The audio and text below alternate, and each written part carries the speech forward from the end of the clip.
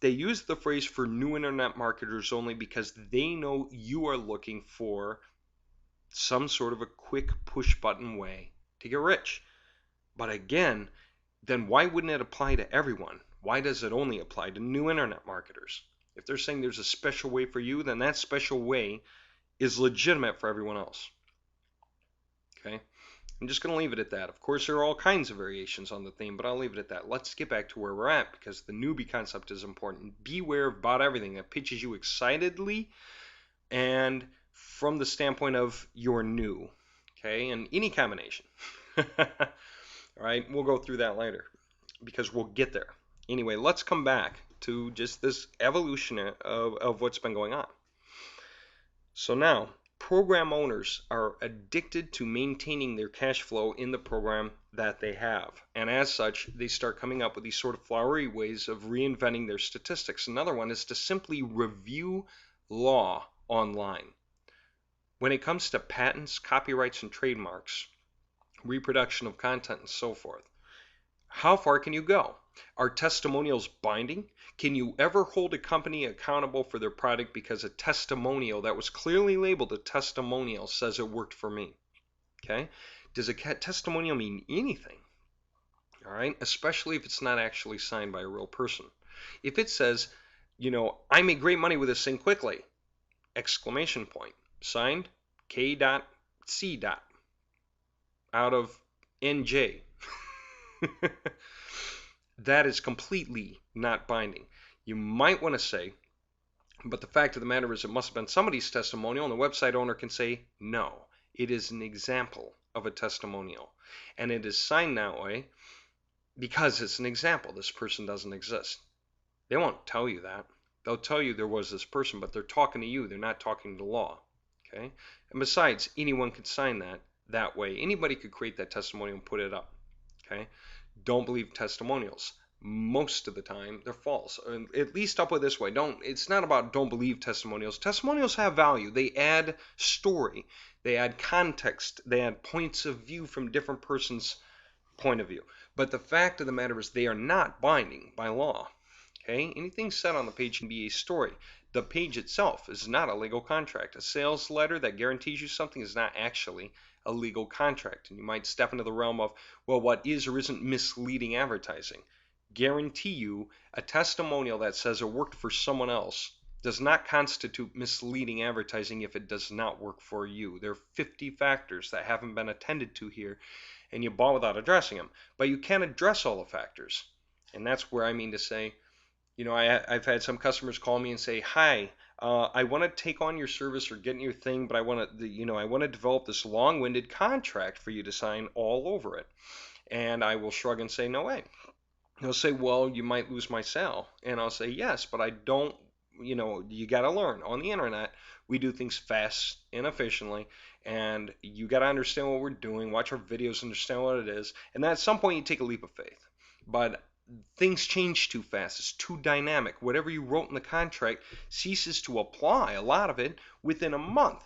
Because the dynamics that existed at the time the contract was written failed to exist a month later. The contract would be so thick and so many pages, you'd have to pay a lawyer every blasted time to read every new contract, and you'd have to stockhold these things somewhere. It's insane.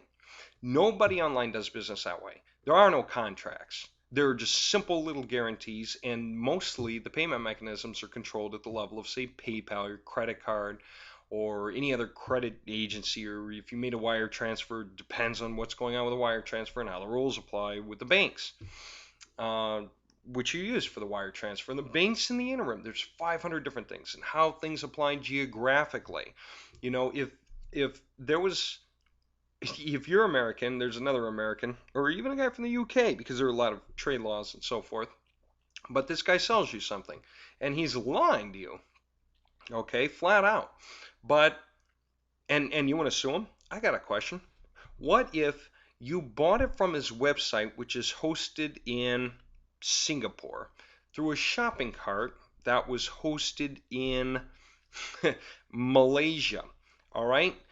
For a fellow whose business is taking place from Fiji, all right? And the guy himself is from the UK.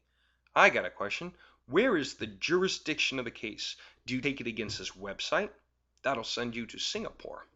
Do you take it against his shopping cart? The point of actual payment? That would be Malaysia. Okay? You're going to fly to Malaysia and host up a case? You won't. You'll just accept the loss because it's insane to try to go and deal with the problem. Okay? If you want to take it against him, do you take it against him in the country of his residence? Under his business residence, or him personally? And that depends on how the law applies between him and his business, whether they're one and the same or whether they're separate entities or what. I mean, there's so far to go with that. It's insane. You do a whole course on that. I could do a whole course on how to hide yourself. From how to shield yourself from major lawsuits. And that's if you're getting into major issues. But even then, I've seen people break those lines. I've watched big hype owners go down. And we took one down. Actually, we took down a very large hype owner. I'm not going to get into that story. That's completely tangential. And that's ancient history too. But the fact of the matter is we did spend a lot of money, spend a lot of time traveling around the world and getting a lot of people involved in a lot of communications, emails, conversations with the right legal people, and got someone taken down. And he's up for criminal charges, as a matter of fact, right now. And I won't go any further. And that's beyond the civic charges. The fact that he owed a lot of money back, but he's actually up on serious criminal charges and all that side stuff. All right, let me get back to where we're at. So companies inflate things and they discover how to reword stuff, and they just get more and more brazen about telling a rosier story online as they discover that very little law exists. If the guy creates a website and he's living in one state and you're reading it from another state, there's already state laws that differ. Okay? It makes it very, very difficult to have a standard in a lot of ways. It doesn't mean that standards don't apply. They do apply to a lot of things. I'll do a separate topic on copyrights, patents, and trademarks, and just sort of a loose analysis of how these things do and don't bind you online, and what to do to make them bind you in the cases that you want to, and when it is or isn't important, because that's just as fundamental as whether to protect yourself. I watch a lot of people spend a lot of money and waste a lot of time protecting themselves for the wrong reasons, for reasons that aren't going to matter in the end. Because in the end, the competition gets just as much foothold anyway, and they just wasted time and effort and money. All right, protecting something that wasn't going to work anyway. All right, let's step back though. So now they have their rosy pictures and stuff, more people come. Let's say, what happens then? Some programs continue to exist and some die based on the peer method, this application of the rosier structure, whatever the case may be. Some systems continue to exist long past their expected due date. They're dinosaur systems that fail, and yet they propagate.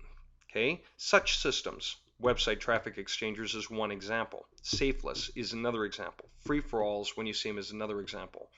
The propagation of multiple search engines all over the place, that broke into two strains. It's kind of interesting. Both are bad.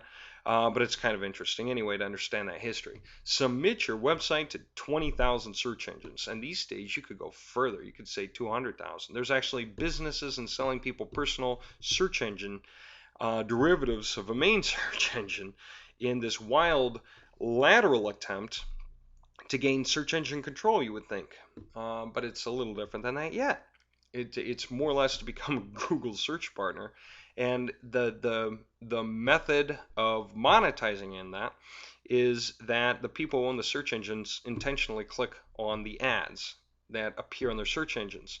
And where Google has said yes to allowing them as search engine partners, which is very often, then these people intentionally click on the ads. Now, they can only go so far maybe with that, but when they're selling an affiliate system of search engines where, hey man, I got John's search engine and I'll sell it to Bob, Adam, and Mary, and now it's Bob's search engine, Ad's search engine, Mary's search engine, whatever, and they all go to Google and become search partners, and they all are clicking on your link that shows up on these multiple search engines because they're all using a similar design, similar interface, similar layout, similar content. And so your ads qualify to show up on all of theirs. It's indiscriminate. It's fair. But it means 4 times as many people are clicking on your links who are never going to buy it. They're only monetizing for themselves, especially if they're clicking on each other's. Bob goes to Ann's search engine and clicks on Ann's links, while Mary goes to Bob's, while Ann goes to Mary's, and so forth and so on. You understand?